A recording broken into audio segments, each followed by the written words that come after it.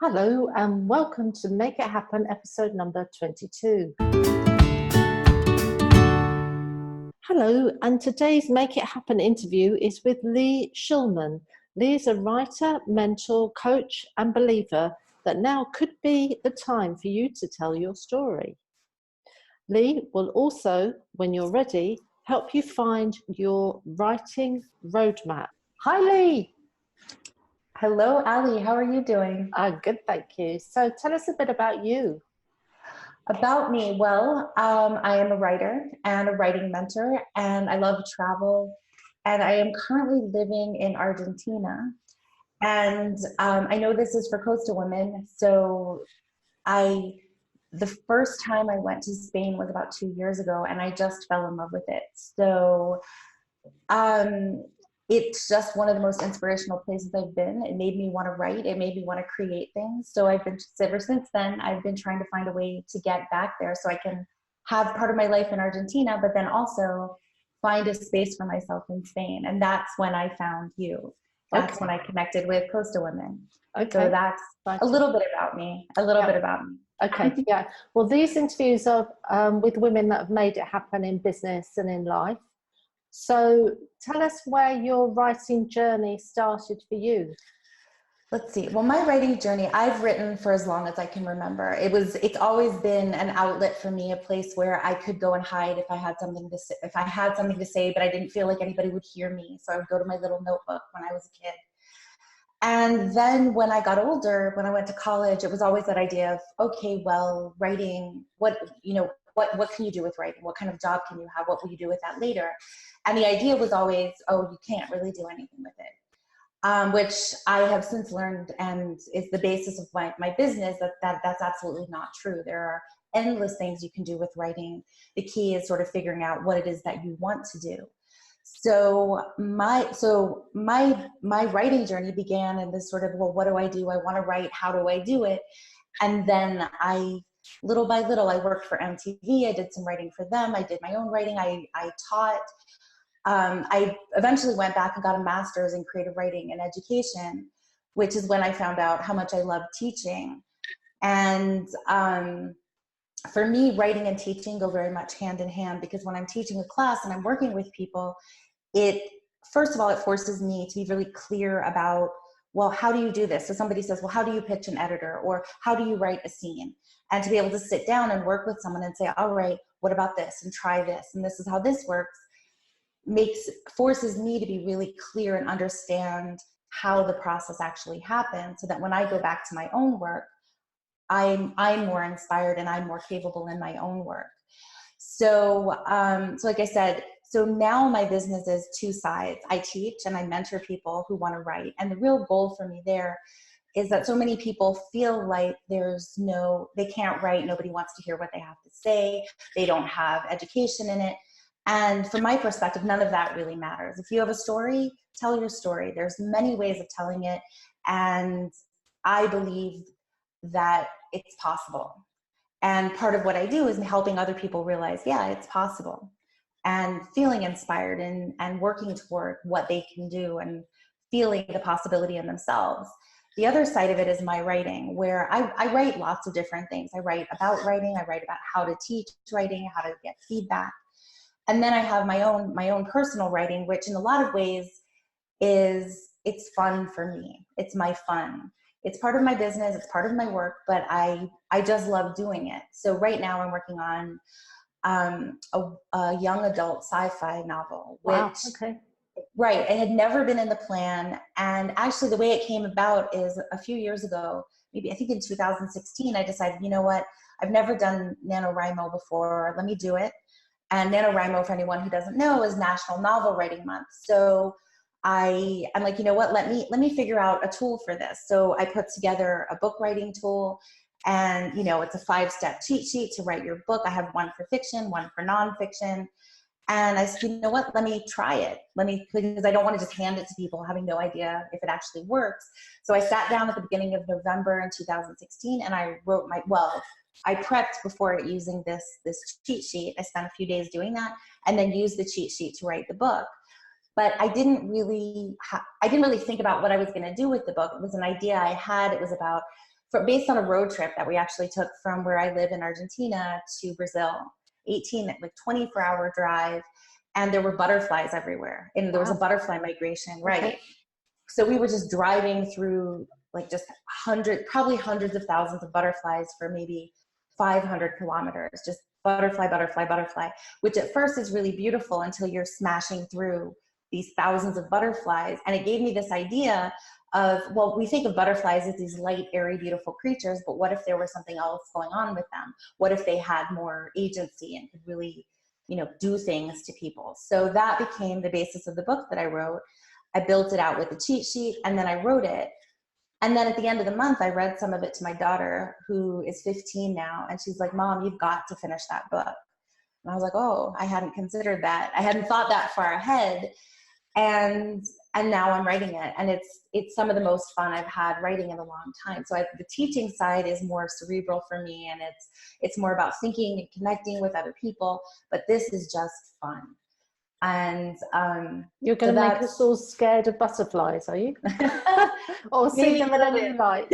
I hope so. I hope so. And I think, but in a sense that, and my mom doesn't know about this, but I actually got a butterfly tattoo, which this is designed from a butterfly photo that I took when we lived in Panama, because before we moved here, we traveled a lot. And I took a photo of the butterfly. It's beautiful. I mean, it's a blue morpho butterfly. And I use it when I design, every year I design New Year's cards for, whoever I send them to, and for clients and friends. And this butterfly on my arm is actually the one that I took the photo and then redesigned it for the card. And that's now on my arm. So it's funny, like little symbols and things. So it just kind of reminds me, like, this is my journey. This is where I'm going. And it just reminds me that, it keeps me on track. It's that sign to me that everything's going to work out, even if it feels like it's not going to. Yeah. So fear of butterflies, but also the power of butterflies too.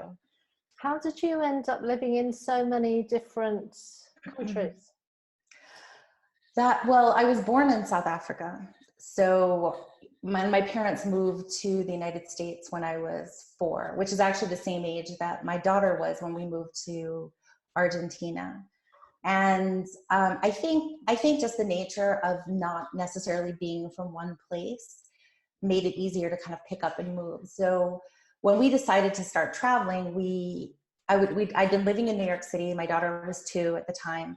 And we just didn't really want to live there anymore. It's great when you're single, but there's something, it felt very confining with a child. We're in an apartment, or we had, a tiny little park where people walk their dogs, and it just didn't feel right anymore. And we didn't know where we wanted to go. So we just all right. It was funny because when I talk about possibility, Noah, my husband, said to me one day, he's like, why don't we just sell everything and travel? And I'm like, oh, that's ridiculous. And then I was like, well, why not? Like, why, what's keeping us in New York? My work was at home. I was a stay-at-home mom for the first couple of years of Lila's life. But before that, I'd been working at home. He wasn't happy at his job. He was working at a bank, but his background was science. We're like, why don't we look for something else? And we didn't know where we wanted to go, so we just sold everything and then took that money and traveled. And we traveled in Europe. We traveled all over the United States. We went to Panama, and so there wasn't really a clear plan. We just sort of went what made sense at the time. We had friends in Panama and family there. We're like, oh, let's try it. And we realized soon after living there that it's beautiful, but we didn't want to live there. And then just sort of kept trying places and traveling and moving around. We had about 2 years where we didn't really have any one place we were living, or like we were living in a place where we would spend 3 months or 6 months, but we didn't have like a set home base. Yeah. And then when we got to Argentina, I would say it was about 2 years before we really were sure we were going to stay. So why we moved, we just did. It was like, all right, it's time, let's try something else. And, we decided to finally settle down when Lila, once again, like, she's obviously a very strong influence in our lives. Well, we're a family, so when we all have a say in what we do.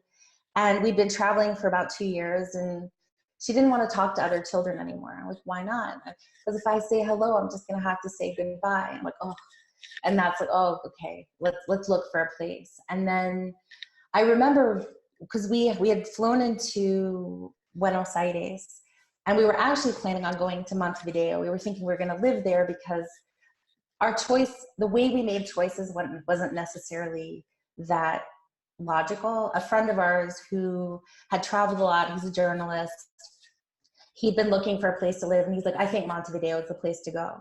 So I was like, okay, let's try it. We'll check it out. So we flew into Buenos Aires, but in the meantime, we'd talked to another friend to see if there who had moved all around South America. He was actually from Eastern Europe, but had lived in South America for many years. If he knew of any work here, and he's like, oh, there's this place, Salta, I'm going to be there. Why don't you meet me there? And because he was running a conference here, so we came. And I remember as the bus drove in, we left Buenos Aires. It's a long drive, 24-hour bus drive to get here. And I remember just opening my eyes as we were entering Salta, and it was green and beautiful. And I was like, I don't think I'm leaving. I like it here. And I have to say, I had that same feeling when I was in Seville, like that feeling of, ooh, I want to be here. I really like it here. So in a way, it's almost like that, oh yeah, this is kind of what drives me more than any rationality or, I mean, I have a plan, but at the base of the plan is, oh, this is exciting, you know, and this is what I really want, as opposed to this might be right, or what's going to work for me type of thing. So did that answer the question? Because I went in a lot of directions. Yes, that's okay. Would you have a top tip for women that are thinking about selling up and moving somewhere? So completely cutting ties with their home country and moving somewhere? My top tip is make sure when you do that, you're doing it because you're going to something and not leaving something, that you're not running from something. Because if you're running from something, you're going to find that the same thing you're running from wherever you go.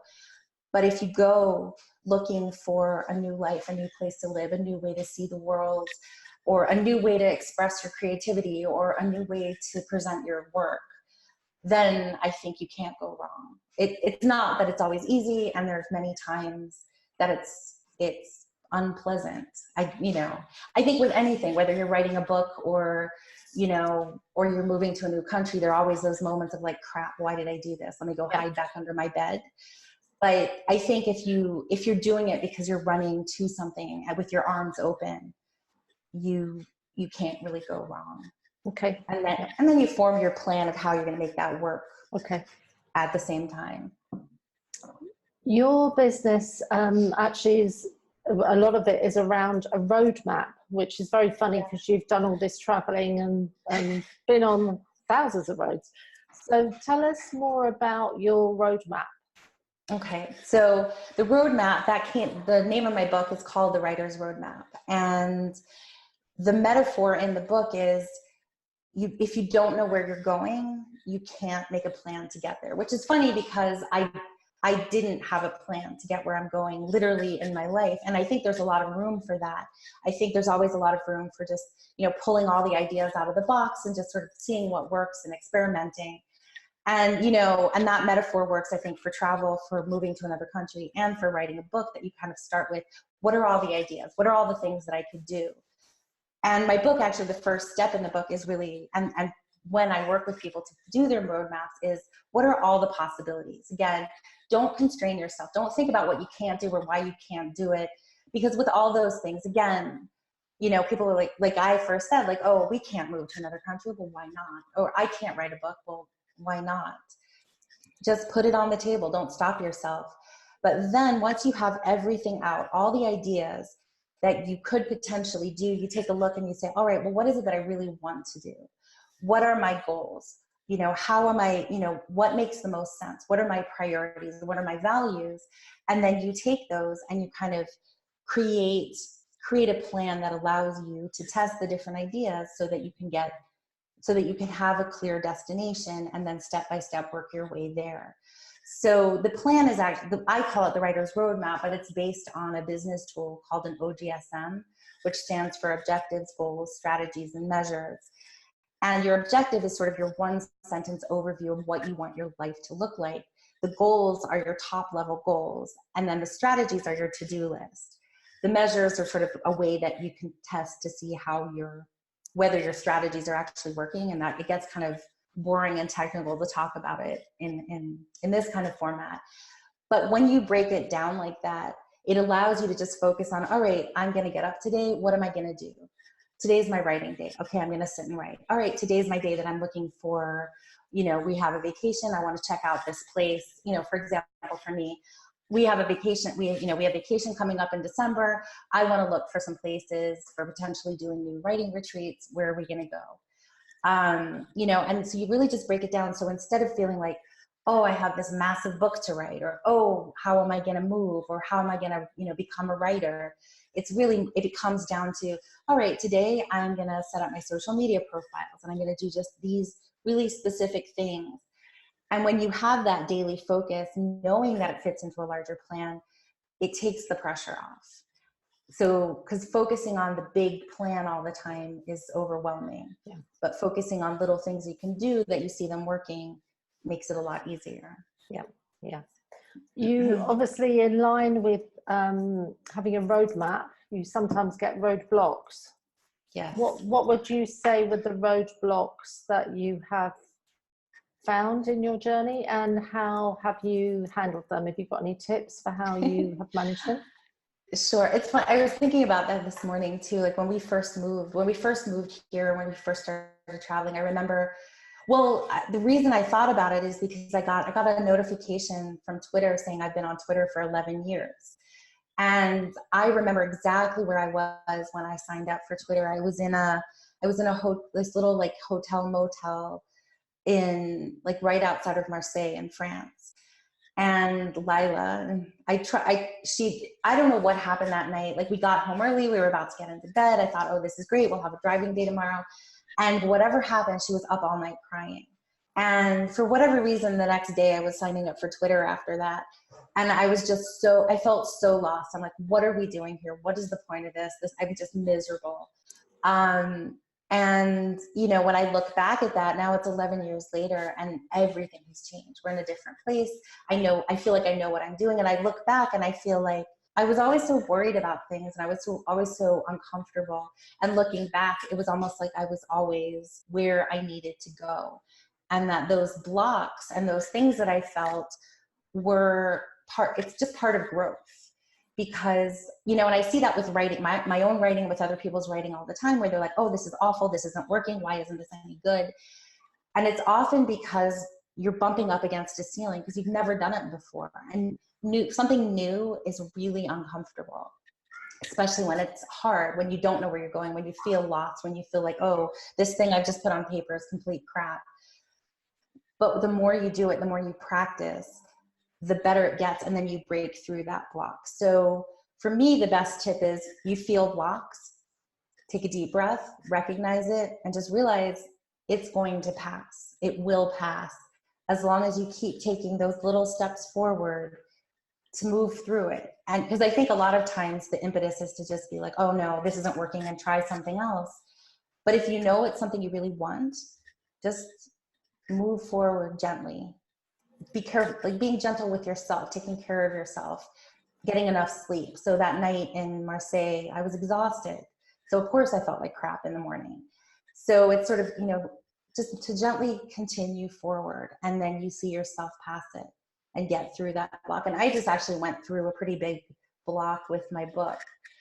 I had tried something, it didn't really work, and it kind of completely shut down what I was doing. And it took a good 2 to 3 weeks for me to get back on track. And it's really uncomfortable because it'd been flowing really well for a long time. And suddenly I was just like stuck. And that's just what I did. I made a little edit here. I tried something here. I just tried something.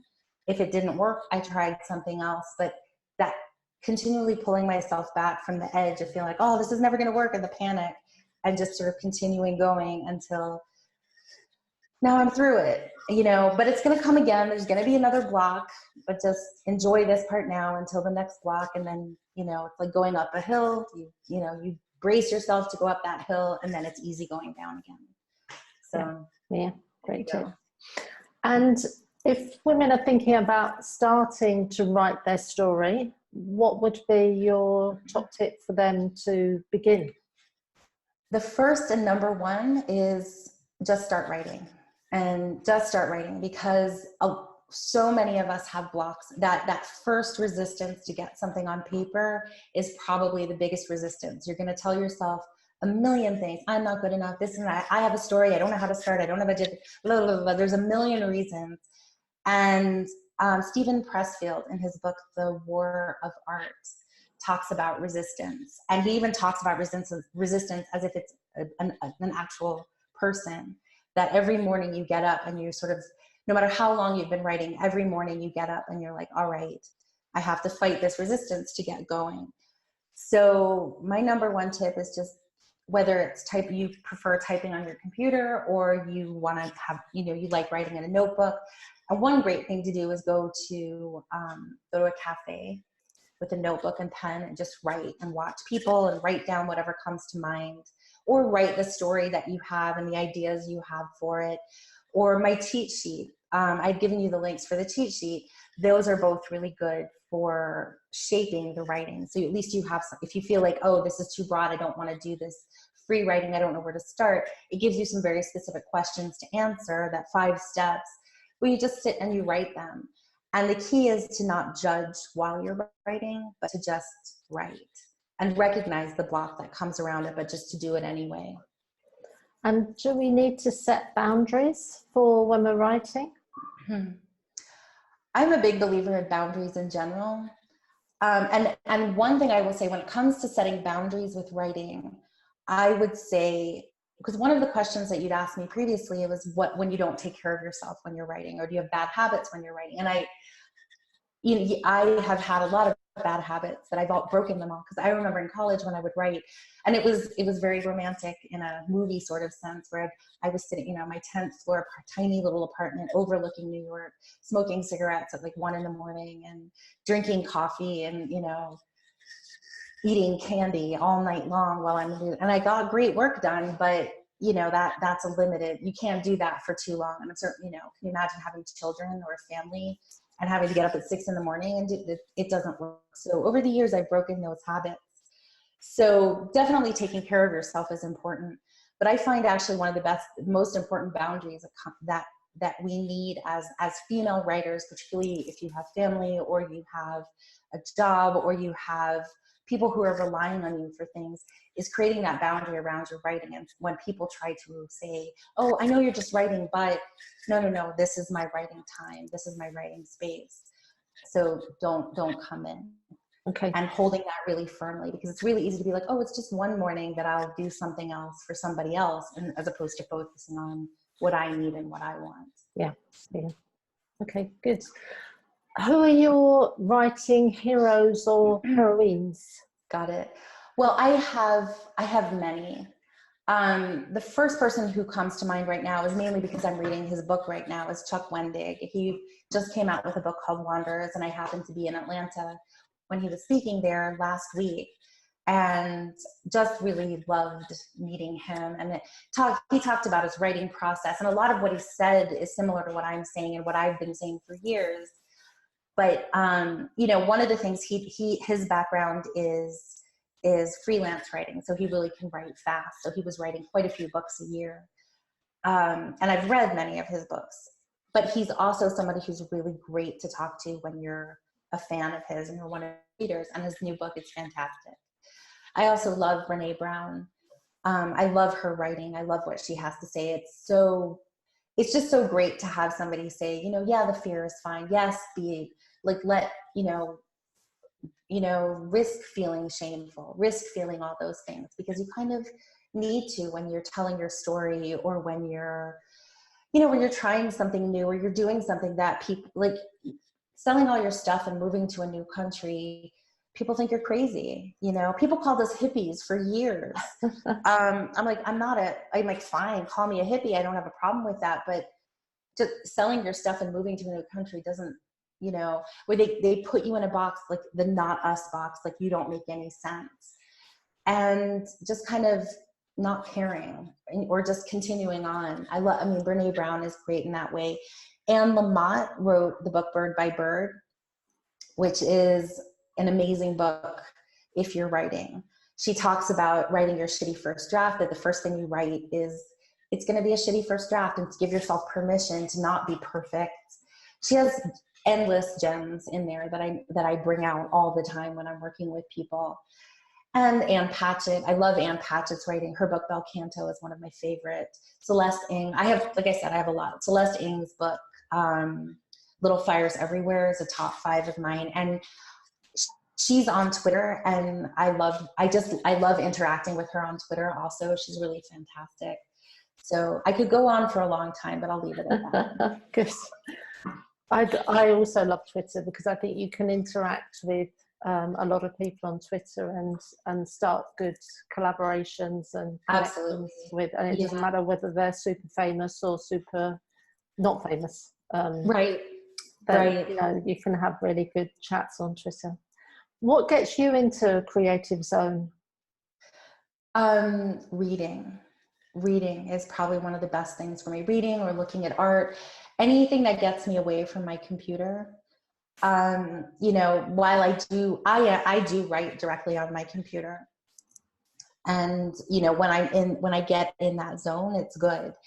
But if I'm not able to, just anything, whether it's cooking or going to an art museum or taking a walk or drawing or coloring or whatever it is, anything that gets me away from the computer and my brain in a different framework helps me sort of reset and be ready to create on my own. And I have to say, the book, The Wanderers, the Chuck Wendig's book, is what helped me really get out of my own the block I've been having over the past few weeks, because it's just a fun book to write. And I think what had gotten me blocked is I started to feel like, oh, I have to write this. And I didn't know what this was. And then I read his, and it's just wide and open, and all these things happen. And I was like, you know what, I can do that. Let me do different world, different people, different way of looking at things. But it just opened me up. So reading, it's just other world, and I don't have to think about anything at all. I just write in this other world that someone created for me. Yeah. So I'm waving my magic make it happen wand. What dream would you like to make a reality? Well, okay. So, and I do this with my clients. I do this with my book, with everything. Let's say I want to be part of the time living in Argentina, running writing retreats in Spain. Because for me, writing retreats because most of my teaching is online, whether it's through Skype or through groups. But I feel like that face-to-face part is so important. I want to be part-time in Argentina, part-time in Spain, running my retreats, traveling around, seeing the world, and just writing and having it be easy and flowing. That's it. I don't know that things will ever be 100% easy. I think there's always that, when you're doing something new and really challenging yourself, there's always that difficulty. There's some, there's always a hurdle, but just maybe so the hurdles feel more flowing than sometimes they do, and don't feel as like painful. So can you do that? Can you get rid of that? Absolutely. Awesome. A belief is only something that we're thinking, right? Exactly. Yeah. Exactly. So if the ladies want to connect with you, Leigh, after, what's the best place for them to find you? Okay, so the best place is my website, which is leishulman.com. And when you sign up, I will send you writing prompts that get you started writing.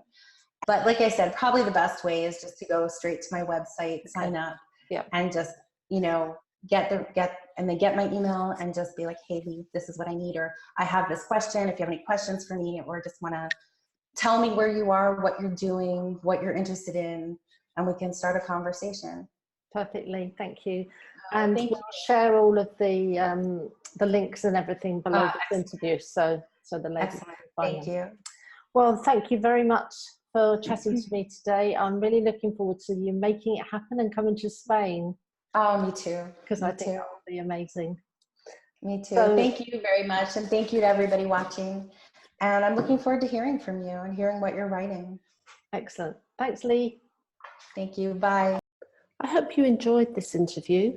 If you're a woman who's living in Spain or a woman who's thinking about moving to Spain, come and join us at costawomen.com. It's completely free to join. Please also come and follow us on YouTube or listen to our recordings via Spotify.